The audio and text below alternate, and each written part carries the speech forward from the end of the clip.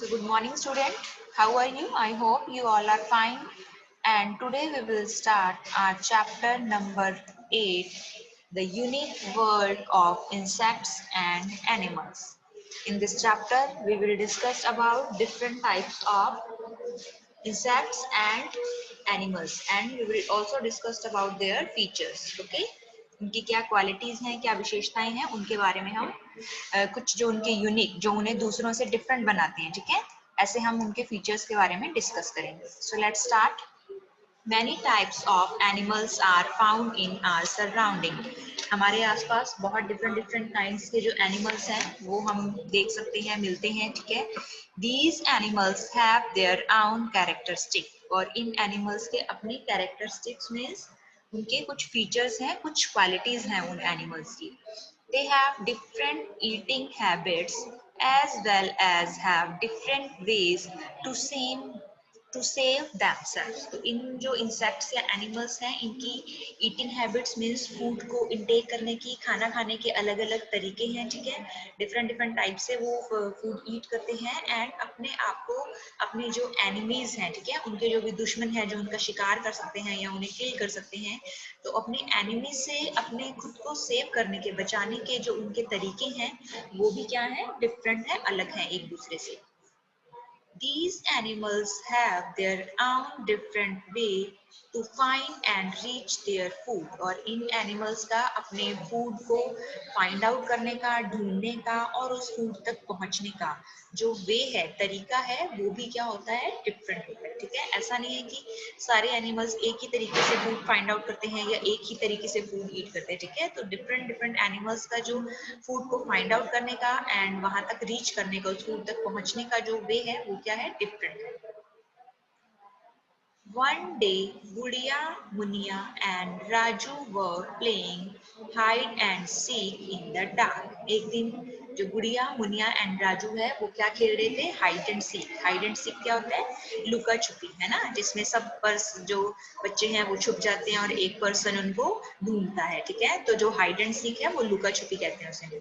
तो अंधेरे में वो लुका छुपी का जो गेम है वो खेल रहे थे, ठीक है. One of them lost a coin of ₹2. Coin, okay. तो उनमें से किसी एक बच्चे का ₹2 का जो कॉइन था, सिक्का था, वो लॉस्ट हो गया, गुम हो गया. Everybody started searching it together, but they were unable to see anything as it was dark. और जो भी बच्चे थे वो सभी, उन्होंने क्या किया, उस कॉइन को सर्च करना, ढूंढना शुरू कर दिया एक साथ, बट कोई भी उस कॉइन को नहीं देख पा रहा था, बिकॉज इट वॉज डार्क, क्योंकि वहां पर बहुत अंधेरा था. Suddenly Raju saw a bat. Suddenly Raju ने अचानक से क्या देखा, एक बैट देखी. बैट में चमगादड़, ये देखिए आपको पिक्चर में भी दिखाई दे रहा है, ठीक है. Which was flying very fast, जो बहुत ही तेज उड़ रही थी, ठीक है. एक चमगादड़ थी जो उस डार्क में भी बहुत ही फास्ट फ्लाई कर रही थी. He said, "Look, this bat is flying so easily in the dark and we are not able to see the coin." देखो ये जो बैट है अंधेरे में भी कितनी तेजी से, फास्टली, इजीली क्या कर रही है, फ्लाई कर पा रही है, और हम सब उस जो कॉइन है उसे देखने में क्या है, अनेबल है. एबल नहीं है मीन्स हम वो जो कॉइन है उसे नहीं ढूंढ पा रहे हैं, हमें अंधेरे में दिखाई नहीं दे रहा है, बट ये जो बैट है ये बहुत ही इजीली फ्लाई कर रही है. Munia said that she read in the school library the day before that when a bat flies at night, it produces a sound of very high frequency, which reflects back and when it strikes any object in front of it. Okay?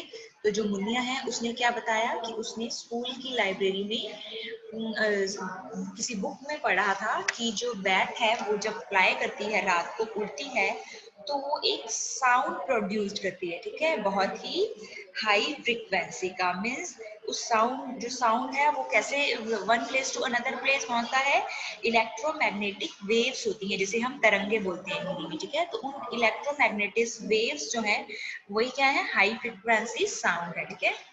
और जब ये high frequency sound या जो waves हैं ये किसी चीज से जाकर, ठीक है, किसी भी ऑब्जेक्ट से जाकर टकराती हैं, ठीक है, और उसके बाद जब रिफ्लेक्ट होती हैं वापस आती हैं, ठीक है, back hit strike means hit करती हैं किसी भी ये जो हाई फ्रीक्वेंसी के साउंड्स हैं ये जब रिफ्लेक्ट करती हैं मींस थ्रो बैक आती हैं, ठीक है।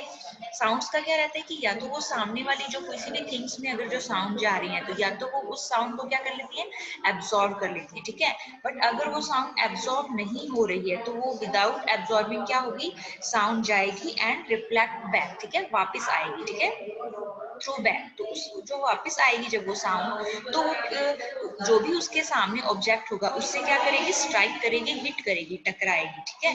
तो उस टकराने से क्या होता है, following this resonance bat can fly very easily in the dark. और ये इको क्रिएट होने से, ठीक है, इको मीन्स क्या होता है, गूंजना किसी चीज का। आपने सुना होगा बहुत सारे प्लेसेस पे ऐसा होता है, आप जब कुछ बोलते हैं तो आपकी आवाज वहां पे गूंजती है। इट मीन्स क्या है कि आपने जो साउंड प्रोड्यूस किया वो सामने किसी चीज से स्ट्राइक किया, किसी ऑब्जेक्ट से, और फिर वो क्या आया, रिफ्लेक्ट उसने किया बैक, वापस आई वो साउंड। तो इसे ही हम क्या कहते हैं, इको कहते हैं, ठीक है। इसी तरह जब किसी जो बैट है वो जब साउंड प्रोड्यूस करती है तो वो सामने जाकर किसी भी ऑब्जेक्ट से टकराएगी, ठीक है, एंड इको क्रिएट करती है, जो गूंज क्रिएट करती है, रेजोनेंस। उसे सुनकर या उसे ध्यान में रखते हुए जो वो फ्लाई है वो इजीली, जो बैट है वो इजीली फ्लाई करती है और किसी भी ऑब्जेक्ट से या चीज से टकराती नहीं है, ठीक है, अंधेरे में भी वो इजीली फ्लाई कर सकती है। One day Munya and her brother were going to their neighbours house. एक दिन जो मुनिया एंड उसका ब्रदर राजू है वो अपने किसी नेबर पड़ोसी के घर पे गए थे। On the way Muniya's leg hit a stone and she got hurt. और रास्ते में जो मुनिया की लेग है उस पर, टांग पर, उसके पैर पर एक पत्थर लगा and she got injured, hurt, और उसे चोट लग गई, हर्ट हो गई वो। She became nervous but continued walking with her brother। और वो बहुत ही नर्वस हो गई थी, मीन्स परेशान हो गई, डिस्टर्ब हो गई कि मुझे चोट लगी है, ठीक है, बट वो अपने ब्रदर के साथ कंटिन्यू वॉक करती रही, चलती रही। Just then, a dog tied with a chain on their neighbor's door started barking at her। और तभी क्या किया, उनके जो नेबर्स के डोर पे एक डॉग बंधा हुआ था चेन से, ठीक है, उसने उन पर क्या कर दिया, बार्किंग एट हर मीन्स उन पर भौंकना शुरू कर दिया, ठीक है। Raju told her that dog always bark at strangers. Raju ने उसे क्या बताया कि जो डॉग है वो हमेशा स्ट्रेंजर मीन्स अजनबी, ठीक है, जो उसकी फैमिली के मेंबर्स नहीं, जिनके घर पे वो रह रहे हैं, या आस पड़ोस के मेंबर जिनको वो ऐसे नोन नहीं है, अननोन पर्सन है, ठीक है, उसे हम स्ट्रेंजर कहते हैं। तो वो जब भी किसी स्ट्रेंजर या अननोन पर्सन को देखते हैं तो वो बार्क करते हैं, भौंकते हैं। And do not allow them to enter. और उन्हें अंदर घर में एंटर करने के लिए अलाउ नहीं करते हैं, ठीक है। They have a very strong sense of smell। और जो डॉग है उनमें सूंघने की, ठीक है, सेंस ऑफ स्मेल मीन्स क्या होता है, हम भी अपनी नोज के थ्रू स्मेल कर सकते हैं, किसी चीज को सूंघ सकते हैं, बट जो डॉग का ये पावर होता है सेंस ऑफ स्मेल का, ये बहुत ही ज्यादा स्ट्रॉन्ग होता है, ठीक है। Now next think and answer the following questions. Which are the things that you can identify by smelling?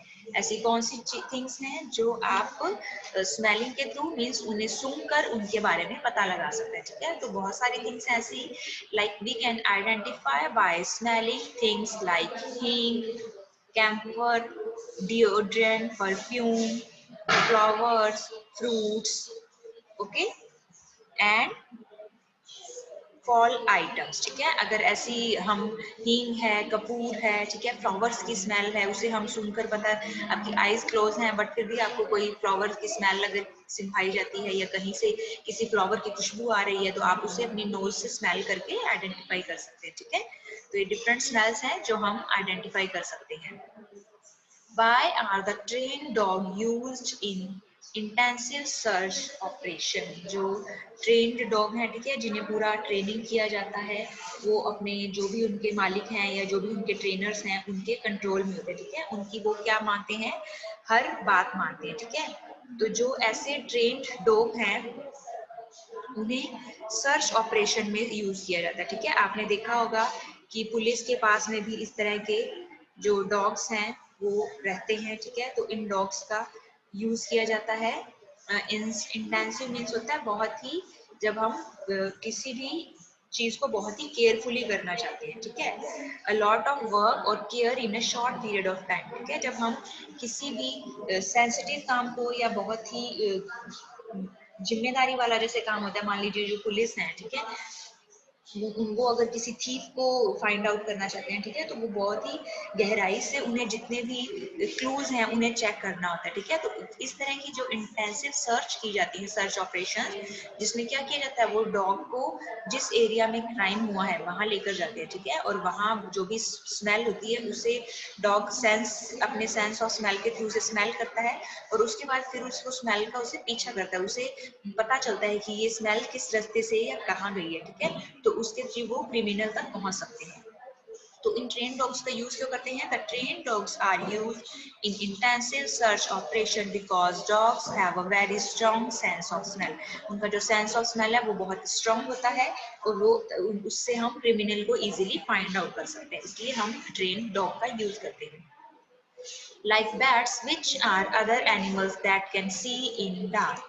Bat की तरह मीन्स चमगादड़ की तरह ऐसे कौन से एनिमल्स हैं जो कि डार्क में देख सकते हैं? So like bat, dog, cat, owl etcetera can see in the dark. Okay, bat के अलावा डॉग, कैट एंड आउल भी डार्क में देख सकते हैं। Now, activity time. Bring some fruits in the classroom which are brought to your school under the midday meal scheme. Okay.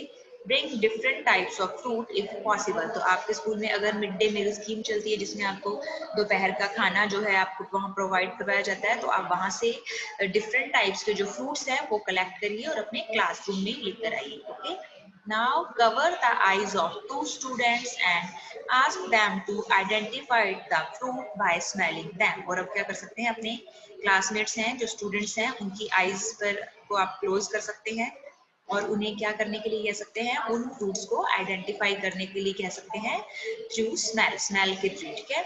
Repeat the same activity with different type of flowers। इसी तरह ये same activity हम different types के flower से भी कर सकते हैं। Ask them to identify few object, और हम उन्हें कुछ ऑब्जेक्ट भी आइडेंटिफाई करने के लिए, ऑब्जेक्ट मीन्स थिंग्स, ठीक है, like for example soap, sugar, salt, pen, pencil, by touching them, ठीक है। तो इन थिंग्स को हम, अगर हमारी आईज क्लोज हैं तो भी हम टच करके आइडेंटिफाई करने की कोशिश कर सकते हैं कि ये कौन से ऑब्जेक्ट्स या थिंग्स हैं। Let them identify some items like fruit, vegetable, etc. by tasting them। और कुछ items को वो taste करके भी identify कर सकते हैं, like fruit and vegetables। Think and answer these questions. Which things were you able to identify by touching? Touching के थ्रू आप कौन सी थिंग्स हैं जिन्हें आप टचिंग के थ्रू आइडेंटिफाई कर सकते हैं? So we were able to identify by touching such things like flowers, soap, book, sugar, salt, dal, pen and pencil etcetera, ठीक है। जो ये थिंग्स हैं इन्हें हम टचिंग के थ्रू आइडेंटिफाई कर सकते हैं। Second one is which things were you able to identify by testing? Tasting के through taste करके आप कौन सी things को identify कर सकते हैं? So we were able to identify by tasting items like fruits, vegetables, sugar and salt, etc. Third one is which were the things you were able to identify by smelling? कौन सी ऐसी things हैं जिन्हें आप smelling के through identify कर सकते हैं? So we were able to identify things by smelling such as fruits and flowers. And fourth question is how do we identify the rotten or spoiled food? Rotten means सड़ा हुआ, ठीक है, जो food rot हो गया है, spoil हो गया है, खराब हो गया, ठीक है, ऐसे फूड को हम कैसे आइडेंटिफाई करेंगे? So we identify the rotten or spoiled food by tasting them और smelling it, ठीक है। हम या तो उन्हें टेस्ट करके आइडेंटिफाई कर सकते हैं, बिकॉज इस तरह का रॉटन या फिर जो स्पॉइल्ड खाना है, खराब खाना है, अगर वो हम उसे टेस्ट करेंगे तो हमें उसका जो टेस्ट है वो बैड टेस्ट होता है, अच्छा टेस्ट नहीं होता है, बिकॉज हमने उन थिंग्स को पहले भी ईट किया हुआ है, ठीक है। तो अगर उसका टेस्ट चेंज हो गया है या खराब हो गया है तब हम इसे इजीली आइडेंटिफाई कर सकते हैं। या फिर इस तरह की जो रॉटन थिंग्स या स्पॉइल्ड फूड होता है उसमें एक बैड स्मेल आने लग जाती है, ठीक है। तो उस स्मेल से भी हम इन थिंग्स को आइडेंटिफाई कर सकते हैं। Okay, so our next topic we will continue in our next class.